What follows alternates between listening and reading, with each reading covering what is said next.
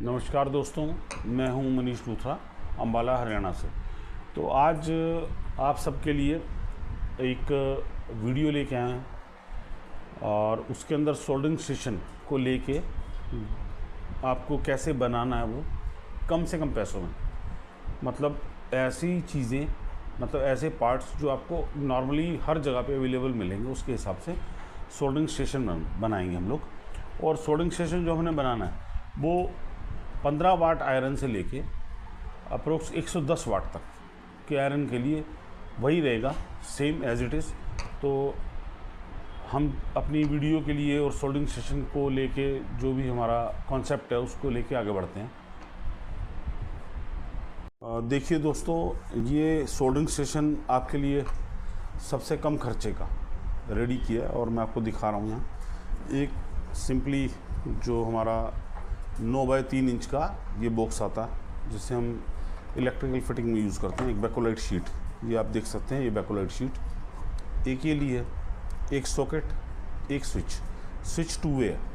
मैं आपको इसका पूरा डायग्राम सब चीज़ें बताऊंगा। एक पंखे का फ़ैन का रेगुलेटर लिया और एक ये एल्युमिनियम का आप देख सकते हो आयरन स्टैंड के लिए जो हमने लिया, स्क्रैप में से लिया, एल्युमिनियम का जो पार्टीशन का एक छोटा सा पार्ट है उसको लिया। तो ये सब सामान लिया। आपके सामने एक सॉकेट है नॉर्मल 5 पिन का, एक स्विच है 2 वे, एक पंखे का फ़ैन का रेगुलेटर है और एक ये एल्युमिनियम का हमारे पास स्ट्रक्चर, एल्युमिनियम का स्ट्रक्चर जो होता है उसका एक छोटा सा टुकड़ा लिया। और अप्रोक्स इसके अंदर सारा अगर मैं बात करूं मिला के खर्चा कितना है, तो फ़ैन रेगुलेटर 60 रुपये का और 65 रुपये का अप्रोक्स ये वाला सारा जो बैकोलाइट शीट और बॉक्स। और इन दोनों की कॉस्ट की अगर बात करूँ 30 रुपये के आसपास है। एक मेन लीड और अंदर कुछ सामान इसके अलावा लगा नहीं, मात्र एक डॉयड लगा है और एक रेजिस्टेंस लगी है और एक एलईडी लगा। एलईडी की कॉस्ट, अगर कॉस्ट की बात करूँ इस एलईडी की, तो 2 रुपये का एलईडी, एक डॉयड 1 रुपये का, 3 रुपये, और एक रेजिस्टेंस की आपको पता ही है कि क्या रेट आती है। तो अभी इसको खोल के दिखाऊंगा आपको। इससे पहले मैं आपको मेन वर्किंग बता देता हूँ इसकी। मैंने इसे सप्लाई दे रखी है ऑलरेडी। तो ये रेगुलेटर से यहाँ से स्विच ऑन हुआ, आप देख पाएँ ये एलईडी ऑन हो गया, आप शायद देख पाएँ प्रॉपरली।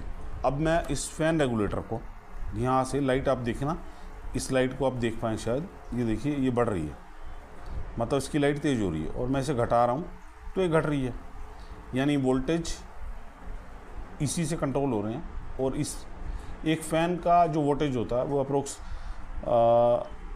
सीलिंग फ़ैन का जो 60 वाट 80 वाट से लेके 150 वाट तक होता है। तो हमने फ़ैन का रेगुलेटर लिया, तो आप इसके ऊपर आयरन 15 वाट लगाओ, 60 वाट 110 वाट भी लगा सकते हो, तो ये कभी ख़राब होगा ही नहीं आपका। और ये तो मैंने आपको रेगुलेटेड के हिसाब से बता दिया। और अगर मैं स्विच को दबा दूँ ऐसे, अब ये रेगुलेटर काम नहीं करेगा, ये देखिए काम नहीं कर रहा, ना लाइट कम हो रही है ना ज़्यादा हो रही है। तो बाय डिफ़ॉल्ट जो आपका आयरन है जैसा है एज इट इज़ काम करेगा। और सोल्डरिंग स्टेशन का मतलब क्या है कि आप उसका टेम्परेचर कंट्रोल कर पाएँ।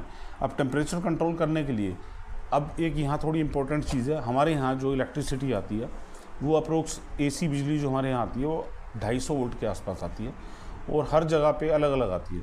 अगर आपके वहाँ जहाँ भी से भी आप बिलोंग करते हैं, ऑल ओवर इंडिया में किसी भी जगह से, रिमोट एरिया से कहीं से भी बिलोंग करते हैं, वोल्टेज अगर कम है तो इस वोल्टेज को कैसे बढ़ा सकते हैं, इसी तरीके से उसका कॉन्सेप्ट इसी के अंदर है। ये देखिए मैंने वापस इसे जो है एक बार स्विच किया, ये ऑफ़ नहीं हुआ तो इसका मतलब डायरेक्ट है। वापस यहाँ किया, देखिए एलईडी ऑफ हो गया और आप देख पाएँ लाइट कम ज़्यादा हो रही है। आप कहेंगे तो मैं बल्ब भी लगा के दिखा दूंगा 100 वोल्ट का इसमें, और ये लाइट कम ज़्यादा हो रही है।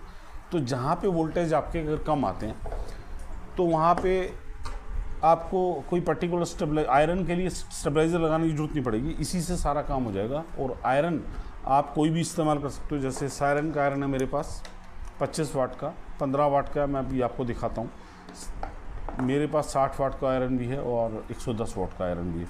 मैं सबका आपको इसके अंदर एक डेमो दूंगा, आप देखना। और ये बना कैसे वो बताता हूँ। बाय डिफ़ॉल्ट पे आयरन मैंने लगा दिया आपके सामने और ये हीट हो चुका और आप देख सकते हैं ये फ्लक्स लगाई मैंने और ये सोल्डर वायर मेल्ट हो रही है। अभी ये बाय डिफ़ॉल्ट वाली पोजीशन पे है। जितना मेरे यहाँ इलेक्ट्रिसिटी, हमारे यहाँ इलेक्ट्रिसिटी ठीक आती है तो बाय डिफ़ॉल्ट पे इतना टेम्परेचर मेंटेन हो जाता है। तो आप देख सकते हैं इसका मेल्टिंग पॉइंट क्या है। और मैं अब आपको दिखाता हूँ इसके बाद रेगुलेटर के ऊपर जाके, और इसके बाद इसका अंदर का सर्किट डायग्राम, उसका स्क्रीनशॉट आप ले पाएंगे और मैनुअल सर्किट बना दूंगा जिसकी PDF फाइल डिस्क्रिप्शन में डाल दूंगा, आप उसे डाउनलोड कर सकते हैं। ये मैंने स्विच कर दिया इसे और अब मैं ये रेगुलेटर पे आ गया और इसे मैं एक बार सेट कर दिया आपके सामने। अब आपको इसका टेम्परेचर क्या है वो चेक करा देता हूँ। तो सोल्डर वायर लेता हूँ और आपको एक बार चेक कराता हूँ। ये देख सकते हैं आप, मैं आपको दिखाता हूँ कि क्या पोजीशन है इसकी। अगर मुझे इसे लो करना है तो मैं यहाँ से लो कर सकता हूँ इसे। अब टेम्परेचर मुझे अगर हाई करना है तो मैं इसे फुल कर देता हूँ, पर वैसे मैं आपको सलाह नहीं दूंगा आप फुल इसे मत करिएगा। रीज़न क्या है उसका, अगर आपके वहाँ इलेक्ट्रिसिटी प्रॉपर आती है यानी 240 220 के आसपास आती है तो इसे आप फुल मत करिएगा। और अगर आपके वहाँ वोल्टेज अगर 150 to 180 के आसपास आते हैं तो आप इसे फुल कर सकते हो। अगर आप इसे फुल कर दोगे, अगर आपके वहाँ वोल्टेज अगर आ रहे हैं 220 अबव यानी 220 अबव 250 के बीच में अगर वोल्टेज आ रहे हैं तो इसे फुल नहीं करना आपको, क्योंकि अगर आप इसे फुल करेंगे, क्योंकि बीच में से रेक्टिफायर यानी डायोड निकाल दिया गया तो उस वजह से अगर आप यहाँ से इसे फुल कर देंगे, फुल करने पे आपका इस आयरन का एलिमेंट जल्दी उड़ जाएगा। कोई भी आयरन का एलिमेंट है वो जल्दी उड़ेगा। तो मैं सजेस्ट करूँगा कि आप इसे फुल करने के बाद सिर्फ थोड़ा सा डाउन कर दें। थोड़ा सा मीन्स आइडिया से भी अगर डाउन करेंगे तो परफेक्टली काम करेगा। अब मैं इसे ओपन करता हूँ, अंदर का सर्किट आपको दिखाता हूँ।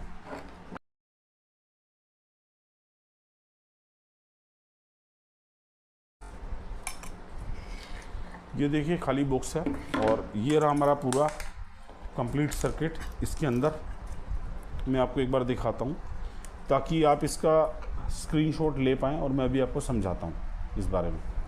तो जो 2 वे स्विच लेना है, ये जो 2 वे स्विच लिया, इसमें आपको सिंपली एक काम करना है, एक डायोड इन 2 पॉइंट पे लगाना है आपको। इन 2 पॉइंट के बीच में एक डायोड लगाना है, उल्टा या सीधा कैसे भी लगा सकते हैं। और उसके बाद एक ये तीसरा पॉइंट बचा, ये जाएगा आपके पंखे के रेगुलेटर पर। ये जो आप देख सकते हैं ऑरेंज वायर जो जा रही है पंखे के रेगुलेटर पे, और इसकी जो दूसरी वायर है वो आपकी सॉकेट के ऊपर आ रही है यहाँ आउटपुट। और जो इसी मेन लीड की एक वायर है न्यूट्रल वाली, वो इस सॉकेट के सिरे पे आ रही है।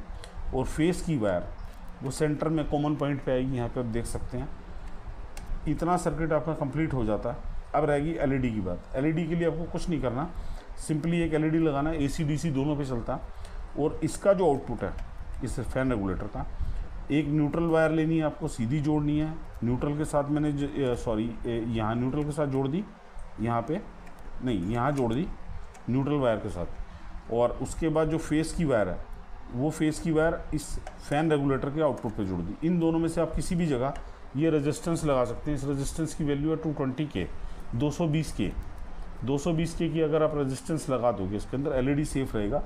और 330 के भी लगा सकते हो आप, दोनों ही चल जाएंगी। और आपको फैन रेगुलेटर यहाँ से अगर आप ऑपरेट करते हो तो एलईडी से ही आपको समझ आ जाएगा कि कितना रेगुलेटर है। लेकिन इस एलईडी को अगर फुल हो जाता है तो थोड़ा सा डाउन करना, नहीं तो आपके आयरन का एलिमेंट जल जाएगा। और ये कंप्लीट पूरा सर्किट है। और ये सर्किट मैं आपको मैनुअली बना के आपको मेरा चैनल है टेलीग्राम के ऊपर, उसका लिंक दे दूंगा, वहाँ से आप PDF डाउनलोड कर सकते हैं, डिस्क्रिप्शन में डाल दूंगा। अभी तक आप वीडियो बने रहे और मैं कुछ आपको सिखा पाया तो उसके लिए आपका बहुत बहुत धन्यवाद करता हूँ। और इस वीडियो को अगर आपके लिए कहीं ना कहीं फ़ायदेमंद है तो आप इस वीडियो को लाइक करना, शेयर करना और चैनल को सबसे पहले सब्सक्राइब करना।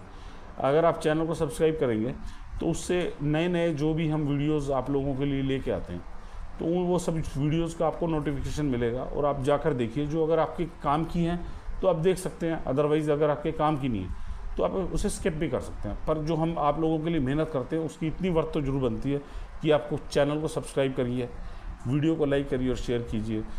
थैंक्स अ लॉट दोस्तों, जय हिंद।